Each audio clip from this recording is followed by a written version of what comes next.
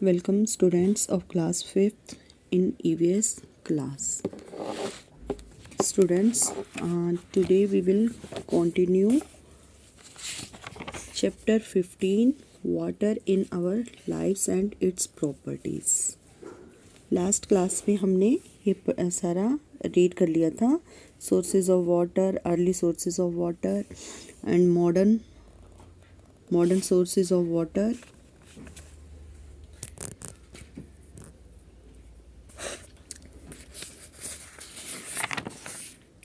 Then हमने किया था water for irrigation and irrigation for terrace farming या flow of waters.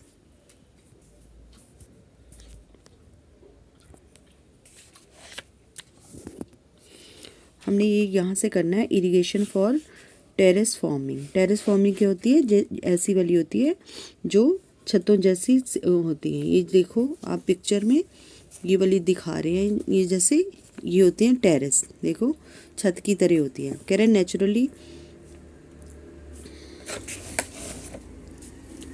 Naturally the flow of water is from higher level to lower level. जो पानी का flow होता है वो नेचुरली ऊपर से नीचे की तरफ ही होता है. It flows and settles at the lowest level to form river, lakes and oceans. ये क्या करता है? कह रहे हैं नीचे की तरफ जाके, नीचे लेवल की तरफ जाके ये कहाँ फ्लो करता है, मतलब फॉर्म करता है. क्या क्या बनाता है? रिवर्स बनाता है, लेक्स मतलब नदियाँ, झीलें, और क्या बनाता है? Oceans. This helps farmers to irrigate their fields. ये जो है नदियाँ, लेक्स जो हैं और ओशियंस ये हैं, ये क्या हेल्प करते हैं? फार्मर्स को सिंचाई करने में, खेतों की सिंचाई करने में काम आते हैं. In the mountains molten snow और spring waters are channeled down to slope to reach the fields. Some farmers cut steps called terraces in the mountain slopes so that that water flows from one step to other, gradually watering the fields that lies on the steps. कह रहे ये क्या करते हैं? नाले बना लेते हैं. चैनल्ड करना क्या है? नाले बना के स्लोप से नीचे को पानी को खेतों में डाल देते हैं. कह रहे कुछ जो फार्मर्स होते हैं वो टेरेस में स्टेप्स मतलब सीढ़ियाँ सी बना देते हैं. जैसे देखो इस पिक्चर में देखो ये सीढ़ियाँ बनी हुई हैं, ठीक है. एक सीढ़ी से नीचे पानी उतरता नीचे तक आता है. कह रहे स्लोप से पानी नीचे होते हुए दूसरे स्टेप पे आता है और ये क्रमश वाटर जो है एक मतलब फील्ड को जो है ये इरिगेट करता है. नेक्स्ट है आपका इरिगेशन फॉर डिफरेंट क्रॉप्स, यानी कि जो पानी की जो है सिंचाई जो है डिफरेंट क्रॉप्स के लिए डिफरेंट चाहिए. कह रहे irrigation for different crops have different requirement of water. कह रहे हैं जो अलग अलग फसलें होती हैं उनको अलग अलग ज़रूरत होती है पानी की. मिलेट्स मतलब बाजरा जो होता है need very little amount of water. उनको बहुत कम पानी की ज़रूरत होती है. किसे? बाजरा को, ठीक है. Wheat needs a moderate amount of water. जो गेहूँ होता है उसको ना ज़्यादा ना कम, मतलब मध्यम इतनी पानी की ज़रूरत होती है. However rice, maize, sugar cane, jute need plenty of water. जो राइस होती है, मेज़ होती है मतलब राइस होते हैं चावल, मेज़, शुगर केन मतलब गन्ना, और जूट को पानी की ज़्यादा ज़रूरत होती है. This supply of water has to be regulated मत कराए. ये पानी की सप्लाई को जो है नियंत्रित करते हैं. It is the best done by irrigation और the artificial supply of water to fields as and when a farmer needs to water the fields. कह रहे हैं it is best done by irrigation. ये सिंचाई के द्वारा ही मतलब कि अच्छे से किया जाता है. और the artificial supply of water, और जो मतलब बनावटी पानी की सप्लाई होती है उसके द्वारा, ठीक है. To field as when a farmer needs to water the fields, मतलब जब किसान को पानी की ज़रूरत होती है तो खेतों को पानी दे सके. This is done by canals, wells and tubewells. Artificial कैसे? जो हमारी जो कैनल्स होती हैं, कैनल्स होती है नहरें, और वेल्स होते हैं कुएं, और ट्यूबवेल्स का तो आपको पता ही है, मतलब ये आर्टिफिशियल सोर्स ऑफ वाटर है। इनके द्वारा जब भी किसानों को पानी की ज़रूरत होती है अपने खेतों की, ये सिंचाई कर सकते हैं। Tea bushes needs a constant flow of water that does not settled at their roots but keep them constantly moist. कह रहे हैं मतलब जो टी की मतलब चाय की झाड़ियाँ होती हैं उनको मतलब पानी चाहिए होता है लगातार, कांस्टेंट होता है, लगातार चाहिए होता है, लेकिन जो पानी होता है उनकी जड़ों में रुकना नहीं चाहिए, मतलब पानी लगे और फिर निकल जाए। ठीक है, बस खाली उनको मॉइस्चर मतलब नमी की ज़रूरत होती है। That is why they are planted on a slope that gets enough rainfall. और ये तभी मतलब होता है जो स्लोप होती है तिरछी। ठीक है, स्लोप मतलब होता है तिरछे वाले खेतों में, स्लोप वाली जगह पे ये टी प्लांट्स होते हैं, और ऐसी जगह पे होते हैं जहाँ ज़्यादा बारिश होती है। Cotton also needs enough rainfall in the growing season. जब ये होती है मतलब कॉटन सूत, तो इसको भी पानी की बहुत ज़्यादा ज़रूरत होती है। But at harvest time the fields should be dry and sky should be clear. मतलब लेकिन जब ये मतलब फसल काटने का टाइम होता है कॉटन की, तो इसमें क्या होना चाहिए, बिल्कुल जो है खेत होते हैं वो ड्राई होने चाहिए, शुष्क होने चाहिए, उसमें पानी नहीं होना चाहिए, और जो स्काई है जो बादल हैं वो बिल्कुल क्लियर होनी चाहिए स्काई। नेक्स्ट है आपका properties of water. Water is colourless liquid. पानी जो है वो कलरलेस होता है, बिना रंग के होता है। It has no fix shape, इसकी कोई शेप नहीं होती। Of its own and takes the shape of the container, और इसकी कोई शेप नहीं होती है। पानी मतलब कलरलेस होता है, बिना रंग के होता है, कोई फिक्स शेप नहीं होती। जिस बर्तन में इसको डाला जाता है उसी की शेप का ये हो जाता है। It has the following properties, इसकी ये नीचे लिखी निम्नलिखित प्रॉपर्टीज़ हैं। Floating and sinking property of water, मतलब फ्लोटिंग होता है तैरना, और सिंकिंग होता है डूबना।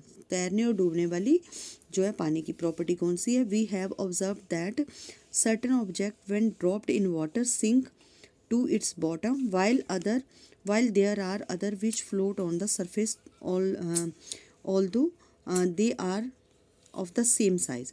कह रहे कुछ जो ऑब्जेक्ट होते हैं, कुछ वस्तुएं होती हैं, जब हम पानी में डालते हैं तो वो पानी के बॉटम में मतलब डूब के पानी के बॉटम तक चली जाती हैं, और कुछ जो होती हैं पानी के ऊपर ही तैरती रहती हैं, भले वो सेम साइज की हों।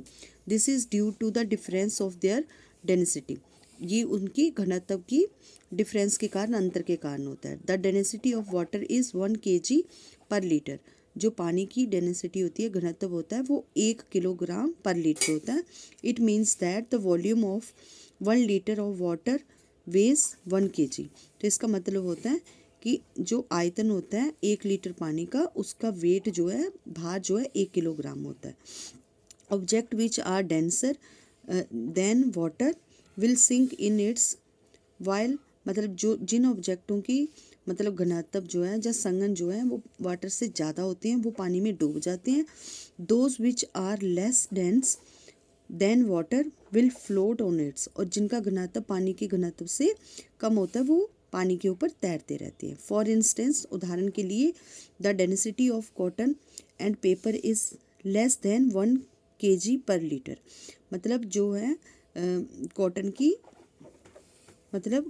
की और पेपर की जो घनत्व है वो कम होता है 1 kg पर लीटर से। ठीक है, hence they will float in water, इसीलिए वो पानी में जो है तैरते हैं। दूसरा है solvent property of water. Solvent क्या होता है, मतलब जो पानी में घुल जाती हैं चीज़ें। ठीक है, घुलने वाली। Take a glass of water and put 1 spoon table salt in it. करे 1 गिलास पानी लो और उसमें 1 चम्मच जो है सॉल्ट डाल दो। स्टायर इट, स्टायर का मतलब होता है हिलाना, विद स्पून, फिर इसको हिलाओ। You will observe that salt will disappear slowly and slowly, धीरे धीरे जो है जो नमक है पानी में घुल जाएगा। This happens because water has the ability to dissolve. कह रहे ये इसलिए होता है क्योंकि पानी में ये योग्यता होती है कि वो उसको मतलब मतलब उसमें अपने आप को पानी में नमक को अपने आप में पानी में घुलने देने की क्षमता होती है। और mix many substances in it, और भी ज़्यादा सब्सटेंस जो है इसमें घुल सकते हैं। This is why it is called the universal solvent, इसीलिए इसको सार्वभौमिक विलायक कहा जाता है। Once things are dissolved in water, मतलब जब कभी चीज़ें पानी में मिक्स हो जाती हैं, they form something called a solution, तो इसको सोल्यूशन जब घोल कहा जाता है, which is mixture of two or more things, जो करी दो या उससे ज़्यादा चीज़ों का होता है। फॉर इंस्टेंस, उदाहरण के तौर पर, when you mix salt with water you get A salt solution that taste like bitter water. कह रहे जब आप पानी में नमक को घोलते हो तो ये सॉल्ट सोल्यूशन बन जाता है और इसका जो टेस्ट है वो कड़वा जैसा होने लग जाता है। Beside these gases like oxygen and carbon dioxide also dissolve readily in water, जो आपकी गैसेस हैं ऑक्सीजन और कार्बन डाइऑक्साइड, ये भी पानी में घुल जाती हैं। Many plants and animals can live in water because of the dissolved oxygen. कह रहे बहुत सारे जो एनिमल्स हैं, जानवर हैं और प्लांट्स हैं, वो पानी में ही जिंदा रहते हैं, क्योंकि उनको ऑक्सीजन कहाँ से मिलती है, जो पानी में घुली हुई ऑक्सीजन होती है वो वहाँ से लेके पानी में जिंदा रहती है। कह रहे but there are also some liquid which do not dissolve in water. कह रहे कुछ ऐसे लिक्विड भी हैं, तरल पदार्थ हैं जो पानी में घुलते नहीं हैं, like oil, sand, gravel and would, मतलब यानी कि तेल है, रेत है, ग्रेवल है, लकड़ी है। This is why certain paints are oil waste. कह रहे हैं इसीलिए बहुत सारे जो पेंट्स होते हैं वो ऑयल वेस्ट होते हैं, so they do not get washed off during the rain. मतलब वो ऑयल वेस्ट क्यों होते हैं पेंट्स, क्योंकि ताकि जो जब बारिश होती है, पेंट तो गेट वगैरह पे किए जाते हैं ना, जब दीवारों पे, तो वो जो है बारिश में घुल ना जाए, निकल ना जाए। नेक्स्ट है आपका मेजरमेंट ऑफ वाटर, मतलब all liquids including water, oil, milk and juices can be measured by volume in litres. ये इनका जो वॉल्यूम होता है, जो मतलब जो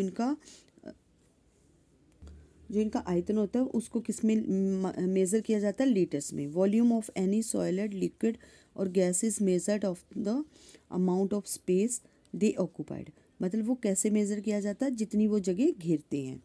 व्हेन यू बाय पल्सेस और potatoes you buy them according to the volume और according to their weight, that is in grams और किलोग्राम्स। कह रहे जब भी आप दालें खरीदते हो और पोटैटोज खरीदते हो, आलू खरीदते हो, तो वो अकॉर्डिंग टू आयतन उनका जो होता है, वेट जो होता है वो किस में मतलब तोला जाता है, ग्राम में और किलोग्राम में। Liquids are bought according to the space they occupied, और लिक्विड भी जो है जितनी जगह घेरते हैं उसके अकॉर्डिंग ही मतलब कि उनको भी खरीदा जाता है। स्टूडेंट इसी के साथ जो है आपका ये चैप्टर, इसकी रीडिंग कंप्लीट हो गई है। So you draw pictures in your notebook. First of all, you draw the picture of this Bolly, Agarsen Bolly. Okay. Then you draw tap water. This one, tap water and hand pump in your EVS notebooks. बेटा आपको ये सारी pictures जो मैंने एक बॉली की बताई है, ये वाली, और ये टैप वाटर वाली, हैंड पंप की, ये किस में बनानी है, EVS की नोटबुक में। एक आपको ये वाली बनानी है पिक्चर टेरेस फॉर्मिंग की, ओके। और देन ये वाली salt dissolve in water but oil doesn't, ये वाली, ये आपको पिक्चर्स जो हैं अपनी EVS की नोटबुक में बनानी है। So your homework is read this chapter carefully and draw pictures in your EVS notebook. Thank you.